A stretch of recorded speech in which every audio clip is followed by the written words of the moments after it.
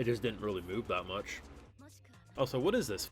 Feet finder? Why do we keep having feet and shit pop up on the screen so much? Oh, so that's what they see. Oh! Now that got more interesting. So everyone actually sees him as a pure manifestation of evil. Where for us, we see the School Days MC mixed with Ash Ketchum. So color me impressed, Apocalypse Bringer. Color me impressed. If you enjoyed the video, drop a like, share, support, subscribe if you're new around here, and Patreon. Full live reactions and exclusives live over there. So, I walked in not expecting much, I'll be honest. I thought I'll probably get some fun out of this, but this will most likely be my mid-isekai of the season that I don't have to watch, but I do because I'm isekai trash, and you know, I always like a good landfill from time to time. And the first half of the episode kind of gave me that. I was like, oh, okay, you know, it's you know, we're going away from the banished hero parties trend where it's like always I got kicked out of my party, blah blah blah. No, it's dude was in a hospital bed, had some sort of illness, died, woke up in the game that he was playing, or at least a world that looked like his game. And he's all like, oh, okay, you know, I'm playing a game where I'm supposed to be the evil lord or whatever, and this girl is like at face value trying to give me that vibe. Alright, bet. Dude looks like he could have been pulled from School Days / kind of combined with Ash Ketchum's eyes. He's a very weird looking guy to look at, but I guess it kind of fits the tone of the show, all things considered. And then halfway through the episode, they dropped the bombshell. And I'm not saying this is a revolutionary bombshell. I'm not saying this is a bombshell that changes the course of isekai forever. But it's enough of a bombshell that made me go, oh, wait a second. Maybe this isn't mid after all. See, the idea that the girl he's interacting with, right? She's kind of a little chuny. She's kind of like, oh, are we going to pretend to be big bad people? Or are you going to pretend... Like, there's like that fun factor of kind of being like, okay, we're going to role play our roles and it's all going to be fun times. But for everyone interacting with them, this is real. So that's a fun enough idea because, you know, when the Dark Elves come in, shit, we need food. And, you know, she's shaking them down, that's whatever. But if I'm going to approach a kid who looks like this, I'm jumping the little bastard and stealing his food. I gotta be 100%. So why don't they do that? They clearly outnumber. And then you see what the world sees. And he's this Mob Psycho 100 blob of death aura. And I'm like, hold up. May seem small at face value, but if we got a dual perspective of a series, where the MC's point of view is very comedy focused, very silly, but the entire collective world sees him as this evil entity, that's a really cool idea. Because I'm already starting to imagine, now, well, whether the author goes this far or not, only time will tell. But if this is going to be a kid who's going to commit some evil acts, if he ever kills someone, he's going to be holding this like, he's going to stab a fool, be like Looney Tunes, kind of like, uh-oh, that's awkward, big old grin. And then we're going to see it from their point of view, and it'll look like Satan's hellhound just rips a guy to shreds.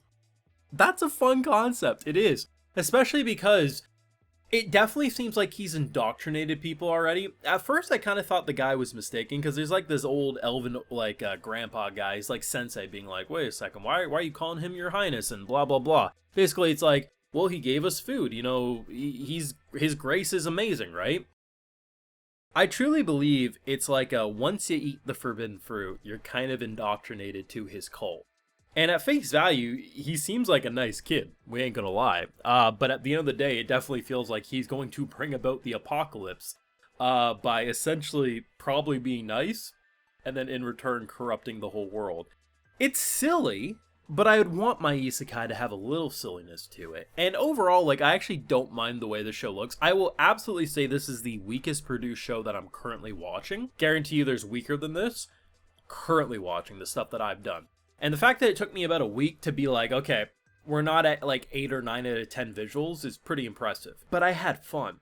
I can't necessarily say I love the MC yet. Like, he's tolerable, and there's aspects to his character that I think will entertain me. The main girl who's trying to be yandere but not, she's pretty fun. But I can safely say the reason this show has my interest is because of the world.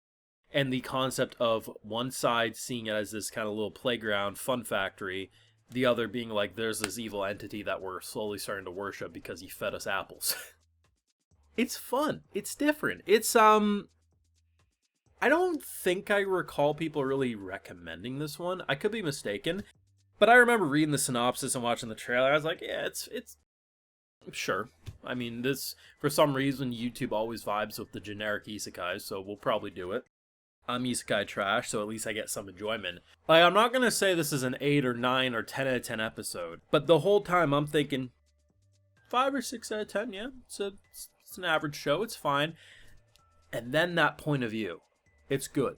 In my opinion, the weakest first episode I've seen this season. But keep in mind, with me saying that, everything else I've watched this season has been like at least an 8 or 9 out of 10.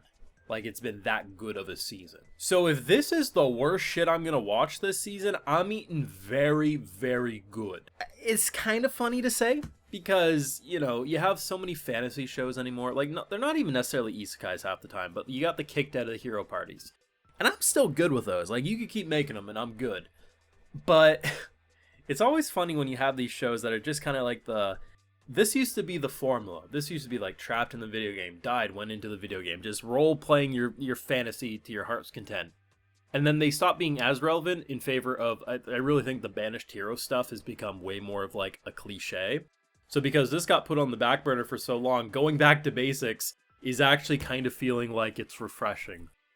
I mean, eventually, it will also feel like it's been beating a dead horse or milking the cow dry. But for now, going back to basics actually is fun. And I was good with the show just being a basic isekai. I mean, I was like, oh, you know, may not be a weekly show for YouTube, but I could get some enjoyment, watch it every week. And then they showed me midway through what the show's capable of. Could absolutely flop, could absolutely fumble. But I gotta be honest, this is a cool direction for a series to take like this.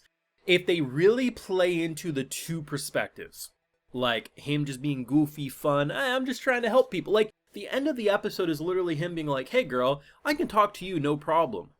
But I have troubles with other people. Her, I thought you were role-playing, Your Highness. I thought you were like trying to be cool and mysterious. No, I have social anxiety. Their point of view, eat food. Go now. It's funny, man. I gotta admit, it's clever. I like what they're doing. You can let me know what you thought, whether if you know of the source material or you walk into this one blind like myself. What did you think? Do you agree with me? This one's actually surprisingly solid, or did you, for one reason or another, just not vibe with it? Let me know down below. Leave a like if you enjoyed, subscribe if you're new around here, ring that bell so you get notified when I upload more, and Patreon, where those full live reactions and other exclusives live. So even if I don't cover this one on YouTube always, where I'll always be watching it. And hey, if you're over on my Patreon, I'll also give you a video shout out. So we got Frank the Bank, Zeno the Furweeb, Fred A, Simon175, Ale, Isaac Thulling, Andrea Ramadas, Kamozo Beat, Samuel Salde, and we also have Konako1110. So I appreciate the support, everyone. Please take care. You'll have a good one.